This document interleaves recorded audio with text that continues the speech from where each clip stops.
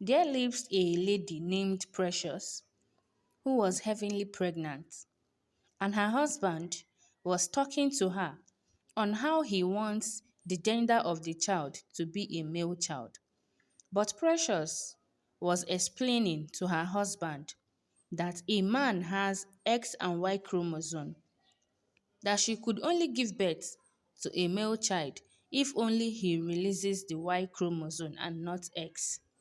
On the day of the delivery, Sarah gave birth to a female child, but her husband became very angry after knowing the sex of the child from the doctor, and then he refused to visit his wife and the newborn child in the hospital.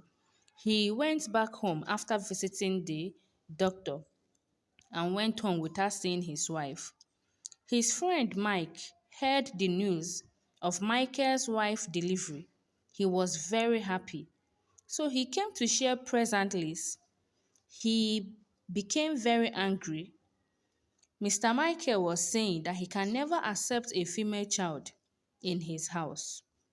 Michael's wife waited patiently in the hospital for her husband with an hungry stomach after giving birth, but he didn't show up. Precious became tired of the situation, so she found her way home after waiting for 2 days without seeing her husband. On her getting home, she saw her mother in law, who shouted at her for coming back home after giving birth to a female child, that she would soon turn to liability and be occupying space for them in the house, that the room does not have space for a female child in the house. Precious confronted her husband, and her husband Michael told her that female child is not welcomed in the house, that having a female child is a disgrace to him. Precious was heartbroken and went to her room with the baby. And at night, when everyone was sleeping, the newborn baby was crying, and Michael was very angry. He chased his wife and the child outside to sleep outside for the child not to disrupt his sleep. So they slept outside. Michael's mother came out in the morning questioning Precious why she hasn't done anything in the house and why she haven't cooked a meal for her and her son. Precious was forced to enter the kitchen by her mother-in-law to prepare something for the family to eat. After 2 years, Precious got pregnant again, and her husband, Michael, was insisting that she must go to scan. The scan detects the unborn child to be a female child, and Michael asked his wife to abort the baby. Precious refused, and Michael started maltreating his wife. Precious gave birth to the child. Michael kept on maltreating his children to the extent that his children could not bear his presence. Michael told his children that their presence irritates him and he refused on paying for their school fees. His children were sent back home from school. Despite that, Michael paid a deaf ear to that.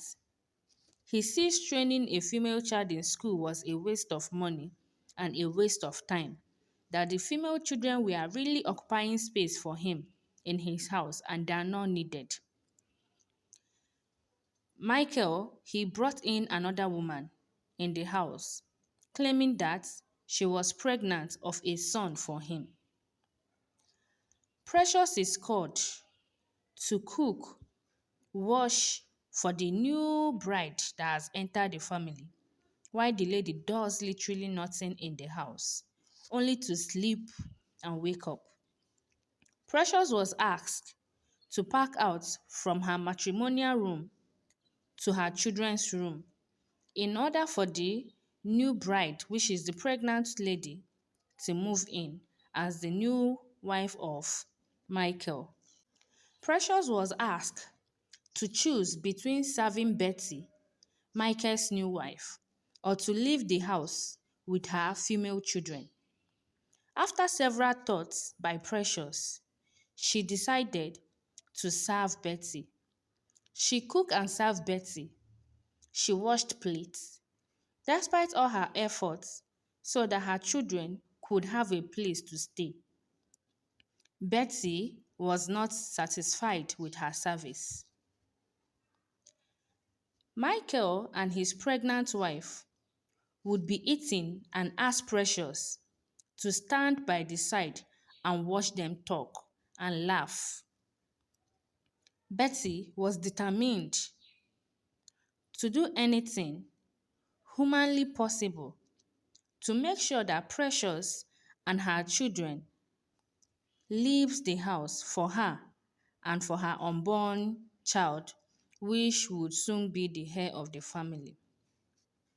So one day, Betty went inside Mr. Michael's room and then she took his money and went to Precious' room and then put it inside Precious' bag. Later, when Michael came back from work, Betty told Michael that she saw Precious taking his money and putting it inside her bag. She directed Michael where Betty put the money. With anger on Michael's face, he packed their bags and asked Precious to leave the house with his female children. Precious took her daughters to an uncompleted building and she was involved in some small businesses, save up money and enroll her children in school. Precious hawked in the city market and she was able to secure an apartment for herself and for her daughters. She struggled so much to make life comfortable for her daughters. Michael's new wife saw Precious hawking in the market and she made mockery of her. She shouted in the market, calling Precious an incomplete woman that does not have a male child in her womb. She boasted to Precious that she would definitely give birth to a male child who will be the heir of her husband's property when he's no more. Precious ignored her and walked away from her. Despite that, immediately Betty got home. She lost her pregnancy.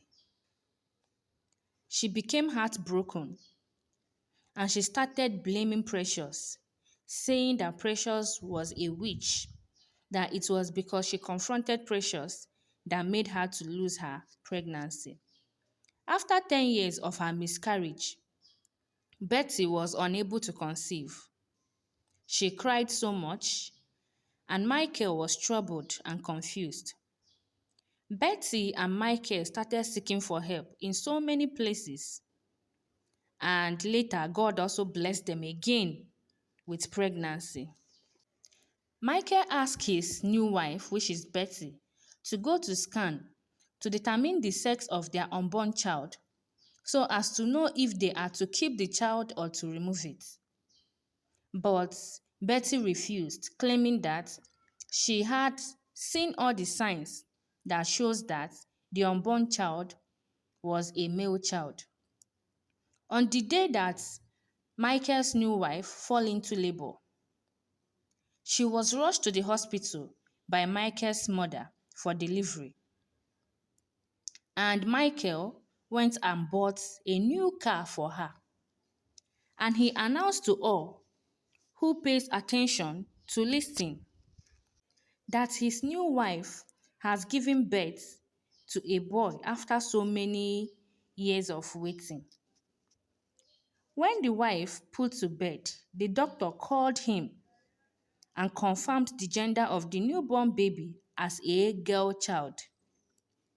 Michael became heartbroken and he left his wife and child abandoned in the hospital. Betty, after so many days of waiting, she found her way back home. When she got home, Michael and his mother, they did not welcome her and they beat her mercilessly. The next day, Michael was caught with a knife and a blood stain on it, and the newborn baby died of a knife stab. Michael's new wife, Betty, called the police on him, and Michael was taken to the police station. And Michael kept on denying the allegation that was set on him, claiming that it was a setup, that the only wrong that he does was being at the wrong place at the wrong time. Michael was charged to court, and on the day of the judgment, there was no lawyer to speak for him. And when the judge was about to pass the final judgment on Michael, to Michael's greatest surprise, a young lawyer came to defend him. And when he looked closely, he realized that it was one of her abandoned daughter. The case was adjourned for another day. Blessing, who was Michael's first daughter, made some arrangements on how to track Betty's phone to get some important evidence. The day of the final judgment arrived, and Blessing, which is Michael's first daughter, presented her evidence to the law courts. The evidence, which was based on how Betty killed her own daughter and put the blame on Michael, because to her, a male child is the only ticket to inherit Michael's properties and wealth. And since her daughter came as a girl, she killed her so that Michael would go to jail and she would have all his wealth to herself as her entitlement. With surprise on everyone's face, Michael was set free. And Betty was arrested, which leaves a surprise on everyone's face. After that, Michael realized his mistakes and he went on his knees begging Blessing for forgiveness. Blessing replied to him was that she and her mother has forgiven him, but there was no space in their life and heart for him again. That it was her mother that sent her to come and help him.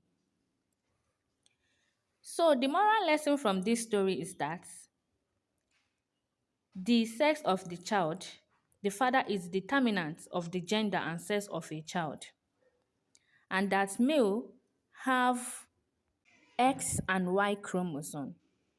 And when a man releases the X chromosome, it will eventually lead to a female child.